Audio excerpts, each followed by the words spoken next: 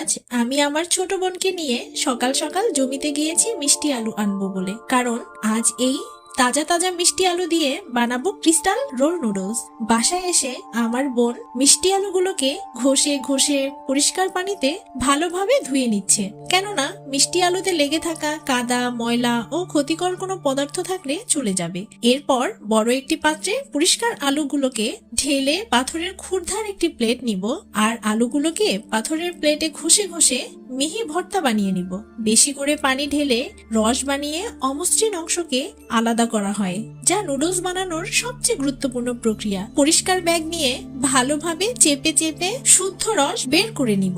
রসগুলোকে বড় একটি পাত্রে ঢেলে ঢেকে রাখবো সারা রাত। তাতে মিষ্টি আলুর সব স্টার্চ গুলো নিচে জমে যাবে। যখন ঢাকনা উঠানো হয় তখন স্বচ্ছ পানি উপর থেকে আলাদা করে নিয়ে নিচে জমে থাকা স্টার্চ চামিচের সাহায্যে খুঁচে খুঁচে তোলা হয়। যেহেতু স্টার্চ তখনও ভিজা, তাই এগুলোকে একটি পাত্রে রেখে সাবধানের সাথে রোদে শুকানো হয়। রোদে কয়েক ঘন্টা শুকানোর পরে এগুলো মিহি আটায় পরিণত হয়। এবার এই আটায় কিছু পানি মিশিয়ে আঠালো মিশ্রণ তৈরি করে নিব।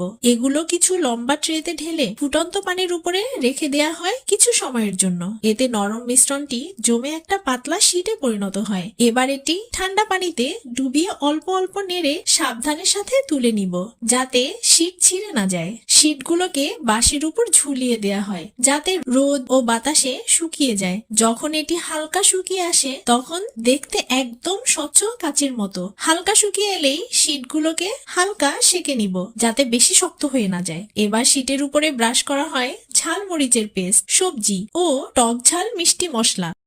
এই মশলাগুলোকে ঢেলে সুস্বাদু রোল বানিয়ে কাঠি দিয়ে একদম সিকিউর করে নেওয়া হয়। আর বাকি শীটগুলোকে রোল রোল পেঁচিয়ে স্ট্রেট করে কেটে মশলাযুক্ত গ্রেভির মধ্যে নুডলসের মতো রান্না করা হয়। ব্যাস, তৈরি হয়ে গেল পাহাড়ি গ্রামের একটি মজাদার স্পেশাল নুডলস, যা আমি আর আমার বোন মিলে সন্ধ্যায় ভীষণ এনজয় করি। আপনারাও কি আমাদের মতো এমন মজাদার খাবার টেস্ট করতে চাচ্ছেন?